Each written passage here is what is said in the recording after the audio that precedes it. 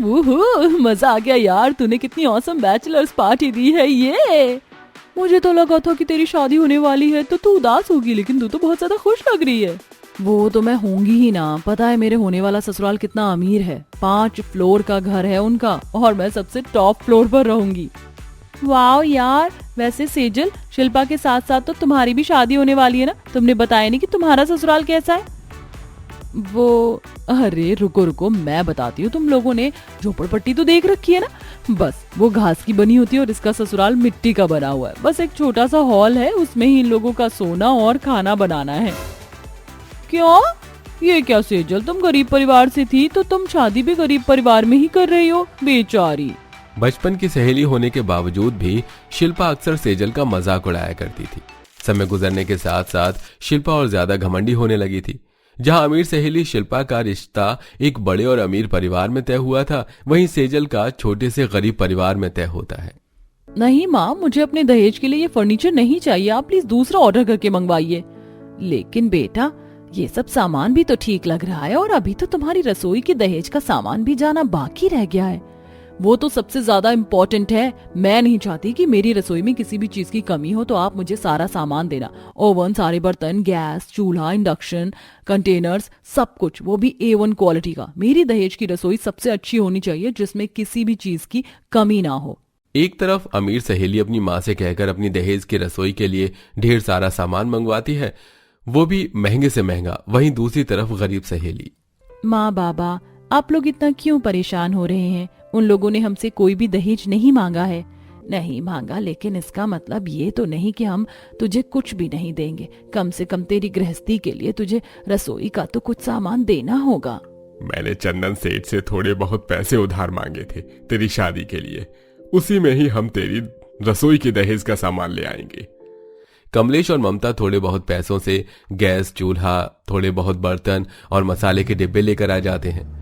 समय गुजरता है। जहां अमीर सहेली की शादी धूमधाम से होती है, वहीं गरीब सहेली की शादी सादगी से। दोनों ही सहेलियां शादी करके अपने ससुराल आ जाती हैं। दोनों सहेलियों का ससुराल पड़ोस में ही था।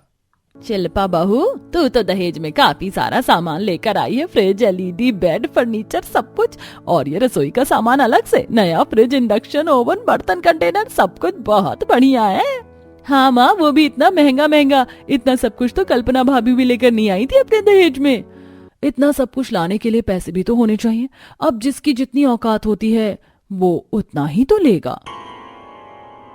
हाँ, जैसे खुद तो कहीं की एलिजाबेथ है। अपनी देवरानी की बात सुनकर कल्पना मुंह बनाकर अपने कमरे में चली जाती है। ऐसे ही शादी का दिन गुजरता है और आज दोनों ही अमीर और गरीब सहेली की पहली रसोई की रस्म होती है। जहां गरीब सहेली के छोटे से एक कमरे वाली ससुराल में ही रसोई बनी हुई थी, वहीं 5 मंजिला मकान में रहने वाली अमीर सहेली की रसोई चौथी मंजिल पर बनी थी। चौथी मंजिल पर रसोई होने से यहाँ से कितना अच्छा व्यू दिख रहा है बाहर का। अरे यहाँ से तो मुझे अपनी गरीब सहेली की गरीब वाली रसोई भी दिख रही है। बेचारी, कहाँ वो नीचे मिट्टी के चूल्हे पर खाना बनाएगी और कहाँ मैं यहाँ ऊपर इंडक्शन पर।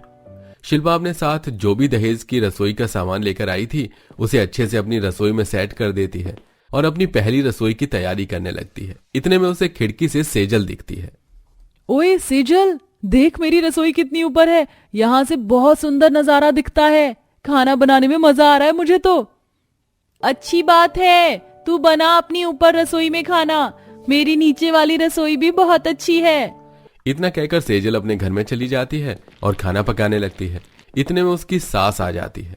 अरे सेजल बहू, तू तो अपने साथ गैस चूल्हा लेकर आई है। हाँ माँ जी, पर चूल्हे पर खाना अच्छे से बन जाता है। चूल्हे पर खाना बनाना आपके लिए मुश्किल भरा होगा ना, इसलिए मैं गैस वाला चूल्हा लेकर आई हूँ। अब आराम से बीच बीच में खाना बनाइएगा, इससे आपका हाथ भी नहीं जलेगा। अपनी नई नवेली बहू को अपनी इतनी फिक्र करता देख माधवी बहुत खुश होती है। जहां एक तरफ गरीब सहेली दहेज में रसोई का कम सामान लाकर भी अपने ससुराल वालों के साथ मिलकर उनका इस्तेमाल कर रही थी, तो वहीं दूसरी तरफ अमीर सहेली। बहुत जोरों की भूख लग रही है, काम करती हूँ, पास्ता बना लेती हूँ। काफी टाइम हो गया है पास्ता बनाए हुए। फर्स्ट फ्लोर पर अपने रूम में बैठी कनिका 4th फ्लोर पर बनी अपनी भाभी की रसोई में जाती है और पास्ता बनाने लगती है कि तभी वहां गुस्से में शिल्पा आती है। तुम मेरी रसोई में क्या कर रही हो? निकलो यहाँ से। तुम्हारी हिम्मत कैसे हुई मेरी रसोई में आकर ये सब बनाने की? आप ऐसा क्यों बिहेव कर रही हैं? ये रसोई क्या आप अपने साथ लेकर आई थी? ये मेरी दहेज की रसोई है। यहाँ पर सिर्फ मैं ही खाना बनाऊंगी, ना कि तुम लोग। तुम लोग तो मेरी इस दहेज की रसोई को खराब कर दोगे। अब जाओ यहाँ से। अमीर सहेली शिल्पा अपनी दहेज की रसोई पर काफी ज्यादा घमंड करने लगी थी। यहाँ तक कि वो अपने ससुराल वालों को ही अपनी रसोई में ही नहीं आने देती थी। शिल्पा, मेरा मुन्ना कब से भूख से रो रहा है, कम से कम मुझे दूध तो गर्म करने दो। ये मेरी दहेज की रसोई है, तो इसके अंदर जो भी बनेगा वो मैं ही बनाऊंगी। कोई आकर मेरी दहेज की रसोई में कुछ भी नहीं बना सकता। खाना बनाने का जिम्मा अब मेरा है। शिल्पा, तुम ये ठीक नहीं कर रही हो। अपनी दहेज की रसोई पर इतना मत इतराओ। जरा सा अच्छा सामान क्या है तुम्हारी रसोई में? तुम तो हवा में उड़ने लगी हो। इतना कहकर शिल्पा की जेठानी गुस्से में वहां से आ जाती है और ऐसे ही कुछ दिन गुजर जाते हैं।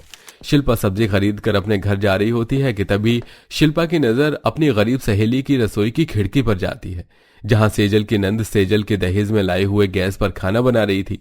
ये देख अपनी ऊपर बनी अमीर दहेज की रसोई का दिखावा करने के लिए शिल्पा सेजल के गरीब ससुराल जाती है।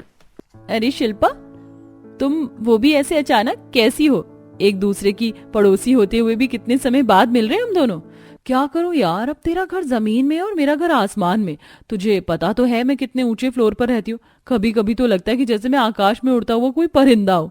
मेरी ऊपर बनी दहेज की अमीर रसोई से बाहर का व्यू तो बहुत अच्छा आता है। मैं तो अपनी रसोई में किसी को आने नहीं देती, लेकिन तुम्हारी नंद तो तुम्हारी रसोई में खाना बना रही है। शिल्पा, इसमें तुम्हारी मेरी बात की क्या जरूरत है? जब खाना सब खाते हैं तो मदद भी तो हमें एक दूसरे की करनी होगी ना।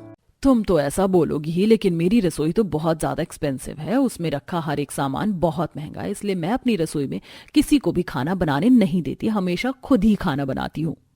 अपनी गरीब सहेली के सामने अपनी अमीर ऊपर बनी रसोई का दिखावा करके शिल्पा अपने ससुराल आ जाती है। शिल्पा ने काफी सारा सामान खरीदा था, जिन्हें लेकर वो इतनी सारी सीढ़ियों पर अकेले चढ़कर नहीं जा सकती थी। मैं तो कुछ ज्यादा ही सामान ले लिया। इन्हें तो मैं अकेले चौथी मंजिल पर नहीं ले जा सकती। सुनिए जी, जरा मेरी मदद करवा दीजिए इन सामानों को ऊपर ले जाने में। वो तो तुम्हारी दहेज की रसोई है ना।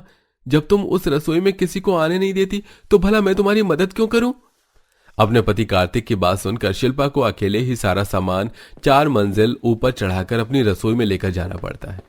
पहले अपनी ऊपर बनी इस दहेज रसोई से शिल्पा काफी खुश थी और हमेशा अपनी खिड़की से नीचे बनी अपनी गरीब सहेली के रसोई का मजाक उड़ाती थी। लेकिन अब धीरे धीरे शिल्पा की हालत खराब होने लगी थी। ये लीजिए माँ जी, आपके फुलके। और कुछ तो नहीं चाहिए ना आपको? मैं बार बार नीचे नहीं आऊंगी। बहू, ये फुलके तो ठंडे हो गए हैं। तू तो जानती है कि मुझे गर्मा गर्म फुलके खाने की आदत है। जाकर मेरे लिए गर्मा गर्म फुलके बना कर ला।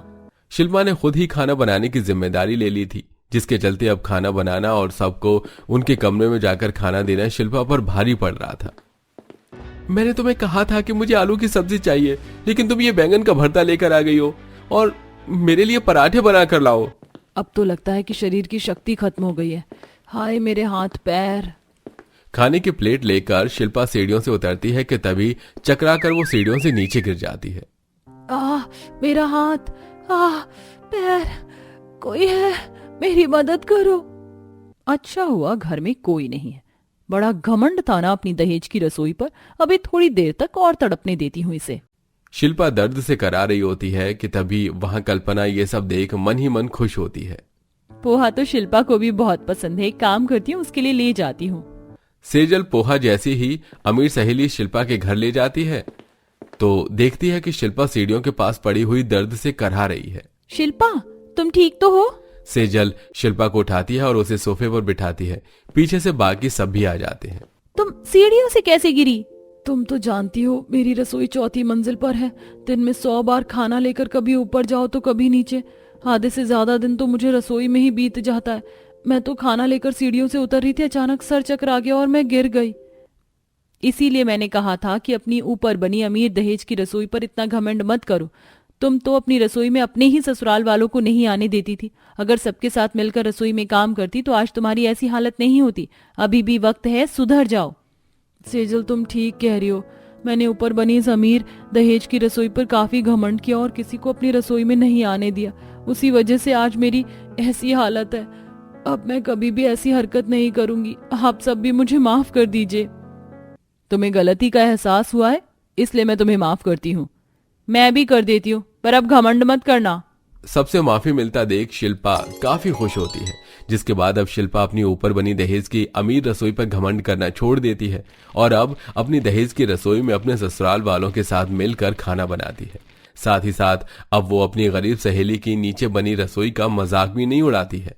वैसे आपके घर में रसोई कहाँ है, ऊपर या नीचे? कमेंट में बताना बिल्कुल मत भूलिएगा।